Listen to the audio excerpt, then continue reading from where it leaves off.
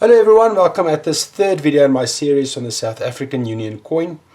It's been over a year, I think, since I've last published, so I thought it's high time that I go through another coin. So in this video I'm going to look at my absolute favorite coin of all time, which is the 3 pence, or the Tickey, as it's also affectionately known. Then the last video we had a look at the coppers, in 2 videos in fact, which was the quarter penny, or the farthing, which is also in Afrikaans referred to as the oortjie. This is the smallest denomination. So this is what you see over here. I think this is a 1950 coin. The reverse, you should be able to see some detail there and some toning. The obverse, this is King George VI. I'm going to go through the various different obverse designs just now.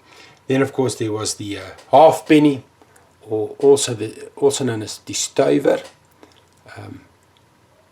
This is a 1923, a very nice coin as well. The King George V over there, and then the penny of the olap, or old rag. I don't know where that name comes from, but it's I don't know, I think that it's a beautifully designed coin. It's definitely not an old rag. Look at that beautiful toning that you get on the back, which is quite typical of your coppers. It has all these different tonings that you get that you don't always get on the silvers, and that's because of the metal content and the different kinds of metals that reacts with the environment. You get all kinds of toning. My favorite remains the rainbow toning, which where you'll get all kinds of colors like blues and greens and things like that. Okay, now let's talk about the Union, or the Union penny. So it was minted from 1923. It's 3 pence, the 3 pennies. So in the decimal series from 1961 and onwards, it was a 2.5 cent. But with the pounds and penny denominations, it was worth 3 pence. So from 1923 till 1936, we had the King George V design, and what you see over here is a 1924 3 pence. It has the wreath design on the front, which was minted from 1923 until 1925. In 1925, the wreath design was changed to a protea, so I'm going to show you that now. The 1925 wreath is actually quite valuable in mint state. You do get them in well circulated state, like very fine and extra fine as well. Mint state, the wreath design for the 1925 is very valuable. You're going to struggle to find that coin, and you're going to pay quite a premium on that as well. So there's the King George the Fifth. It's a very small coin, so it's sometimes difficult to see all the detail, but it's a very well struck design, a well struck coin, and I'm quite fond of this 1924. Then from 1937 until 1952, we had the King George the Sixth. So here's a 1929 specimen. If you can just focus on it, you should see that it's also the protea as well. The protea design, which was in the latter half of 1925 that was minted. So and you can see this is also a King George V. My mistake. This is 1929, of course, but that does show the protea. The King George, I will show you that now. What I do want to show is, as I said, with the coppers, they tone quite nicely, but you do get toning on the silvers as well. This is a 1926 3 pence, or Tickey, which has some toning on it, as the metal reacts with the environment. Okay, and so let's have a look at the King George VI. Pretty much the same design. It's just that so there's the protea again. So the reverse is exactly the same. The reverse, or the tail's end, or in Afrikaans referred to as die stert. King George VI at the back. Not as much detail as King George V, but also it's okayish, I guess. But the George V coins is my absolute favorite. It seems like the detail disappeared over time. Look at that nice cartwheeling. That cartwheeling is, if I tilt the coin slightly, you see the light, going around and around the coin. That's referred to as cartwheeling. And for a nice mint-stained coin, that's exactly what you want.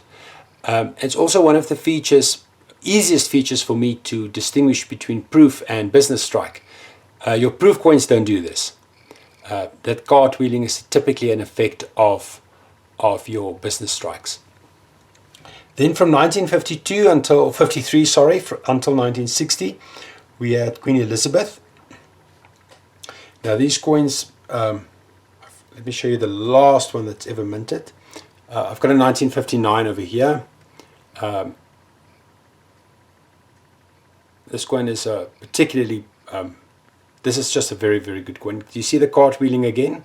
There's Queen Elizabeth. This is a MS66, so it's actually a pretty nice coin. The last Tickey in the Union series was, of course, the 1960. There you can see Queen Elizabeth at the back. Unfortunately, Queen Elizabeth wasn't struck well. It's the detail in the design isn't very high. It doesn't nearly compare to the King George V's, but still, it remains one of my favorite coins. And you can see the TR design there. And then of course 1950. From 1950 it was 50% silver. But before that, it was a coin that contained 80% silver. So it has a very high silver content. And because of the silver content, the coins that you typically do get, the filings, is always usually well worn. So for example, here is a 1948 Tickey. It's not graded in any way. But this is actually a pretty decent coin in terms of how well worn it is. They're usually much more worn than that because of the silver content. It's a fairly soft metal for the amount of the ways that people were using this coin. It was an everyday coin, so it worn down quite quickly. So you would typically get coins like this. I don't even know why I should show you this coin. Let me just get the right. Here we go. So as you can see, this coin is almost completely worn away. I doubt you'll be able to see it on the camera, but if you look very closely at the bottom of the coin, you can barely make out that this was a 1924. So as you can see, also very thin. It's so worn. The obverse with the King George V, there's barely anything left. So I mean, this is how the Tickey eventually looked. So compare this, for example, with this one. This is exactly the same coin, but this one is just so worn away, while the 1924 that's graded here is a mint-state coin. You simply don't find them like that anymore. If I'm referring now to the King George series, but still a very, very nice coin. And because it was so loved, it garnered almost universal respect, is that they continued minting it in commemorative coins. So this, for example, is a 2013 coin, number 471 out of 1,000. So, and actually a very high quantity of silver, 92.5% silver. And this I got from the SA Mint. So this is 2013 Tickey. And of course, if you grade this, it's going to grade proof 69 or 70. You can almost see it as almost like a mirror effect. That's typical of your proof coins. Look at the reverse. Let me just rotate that. You see, there's no cartwheeling. It's a mirror image almost. So that you get from your proof coins. So this was minted in 2013, and they are actually quite obtainable still. And yeah, also nice coins to collect as well. Guys, and that's essentially the South African Tickey. Thanks for watching. Please like and subscribe. And if there's any topics you'd like me to cover, there's so many stuff that you can talk about when it comes to collecting coins. Like, how do you distinguish between proof and business strikes? How does the grading work? Why do you start collecting? How should you handle coins? I mean, there's lots to talk about. So drop me a comment, and I will see how we can cover that. But yeah, thanks very much for watching. And remember, it's all about the journey of the collection, not getting the final collection. That's the big secret on enjoying this. Thank you all. Keep well. Bye-bye.